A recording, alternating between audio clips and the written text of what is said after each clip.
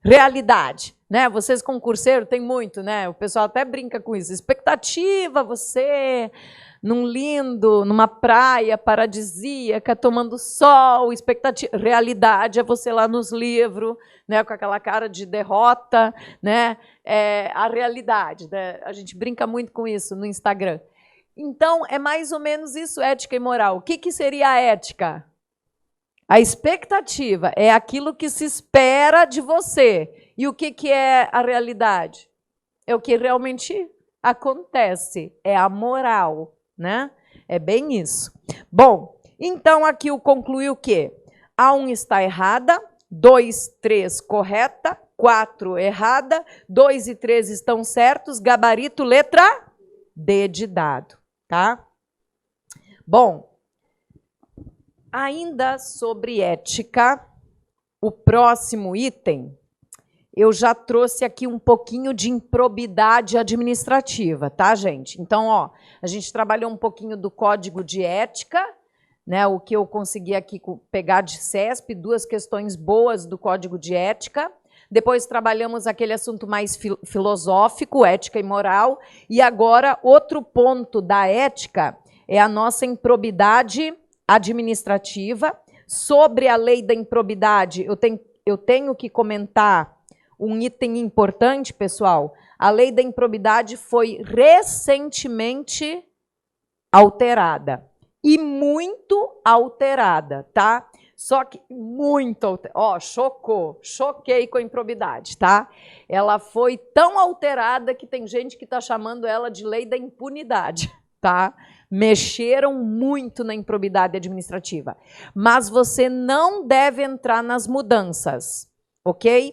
Para o teu concurso agora, essas mudanças não podem cair, porque, para a graça do Senhor, elas foram publicadas depois do teu edital. E aí o teu edital tem uma cláusula que só podem cobrar alterações legislativas até a publicação do edital. Portanto, cuidado, não pegue uma lei de improbidade nova. Você tem que pegar a velha, tá? A velha. E aí, ok. Da lei da improbidade, cai tudo, gente, para você? Não. Só cai aquele comecinho inicial, que vai até o artigo 8º, assim, o comecinho mesmo da improbidade, aquele capítulo chamado Disposições Gerais. Deixa eu ver se vai até o artigo 8º. Se vai até o 8º mesmo.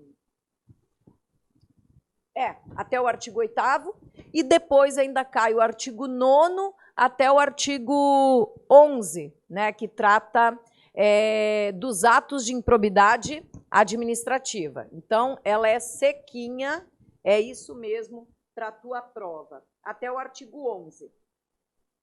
Isso, até o artigo 11, ok? E aí eu peguei algumas questões CESP e trouxe para você. Cuidado, primeiro ponto, não estude a improbidade toda.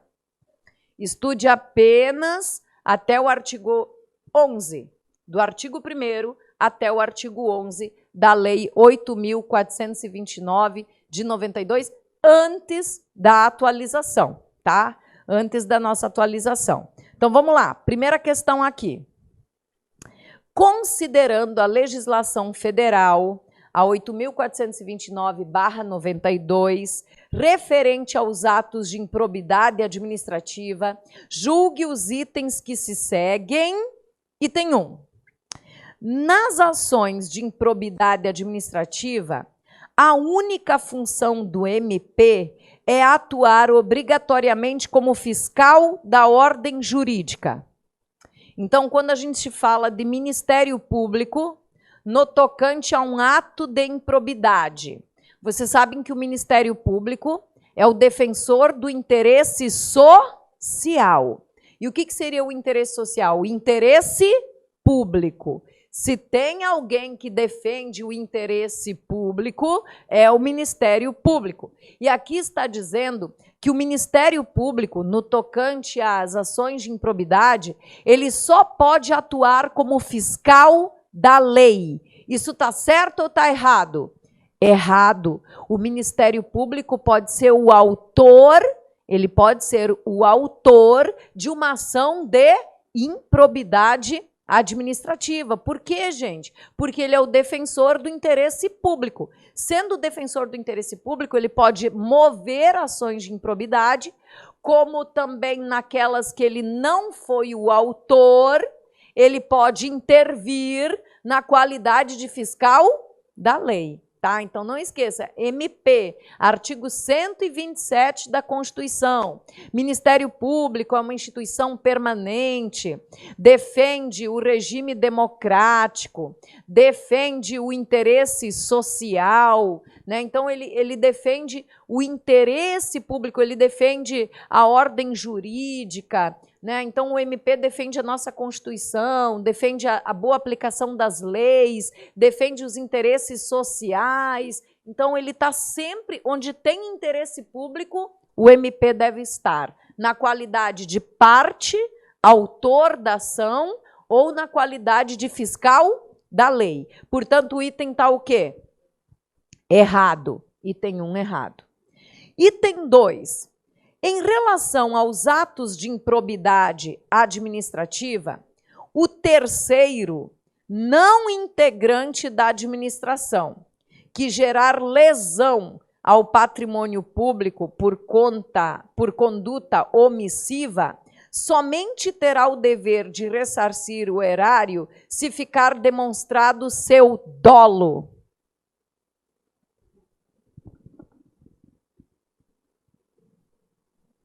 Certo ou errado? Errado. Vamos entender por quê. Olha só. Tem 3 atos, 4. Tem um lá meio sem muita expressão, mas costumeiramente a gente coloca 3 atos de improbidade, mas no ano de 2019, acho que foi, eles entraram com um 4º tipo de ato de improbidade. Mas os 3 mais conhecidos quais são? O ato de improbidade que importa enriquecimento ilícito.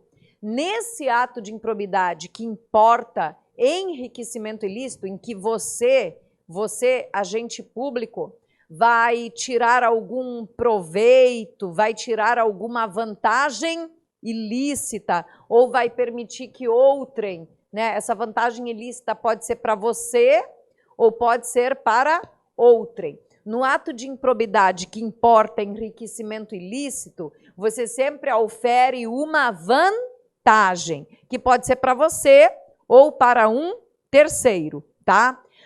Auferir vantagem ilícita, então é aquele ato de improbidade que promove o enriquecimento ilícito. Esse ato de improbidade, ele aceita a modalidade culpa? Você pode enriquecer ilicitamente por culpa? Não. Ele sempre vai exigir o quê? O dolo. Então, se falar do ato de improbidade que promove enriquecimento ilícito, para você responder por improbidade, tem que ter o quê? O dolo. O dolo tem que estar lá demonstrado. Agora, o segundo ato de improbidade, esse é mais perigoso. É o ato de improbidade que trouxe prejuízos ao erário, que vai gerar uma responsabilidade civil. Quando você fala em responsabilidade civil, pelo menos de um servidor ou de uma pessoa, há necessidade de mostrar o prejuízo, né? O prejuízo tem que ficar demonstrado, e tem que ficar demonstrado minimamente o quê? A culpa. Então, por prejuízos, por lesão ao erário, você vai ser enquadrado na improbidade por lesão ao erário se ficar provado dolo ou culpa. Então, no prejuízo ao erário, você pode responder improbidade. Se ficar provado, basta provar o quê? A culpa. Culpa ou dolo. E naquele outro ato de improbidade, que é ofender os princípios da administração pública. Também só se aceita o quê? O dolo. Então me diga, qual é o ato de improbidade que exige necessariamente a presença da culpa, ou que você já responde por culpa, culpa e dolo, ou dolo, né? Mas basta provar a culpa que você já responde. Que tipo de ato de improbidade? Prejuízo ao erário. Aí olha essa questão aqui, ó. Em relação ao ato de improbidade que gera lesão ao erário, tá? Então tá falando desse tipo de improbidade que tem previsão no artigo 10 da Lei 8.429. É o ato de improbidade que causa prejuízo ao erário. Foi praticado um ato de improbidade por um terceiro não integrante da administração. Terceiro não integrante da administração pode responder por improbidade? Pode. E ele praticou lesão ao patrimônio público por uma conduta omissiva. Então, ele devia fazer algo, mas ele não fez e, com isso, causou prejuízo ao erário.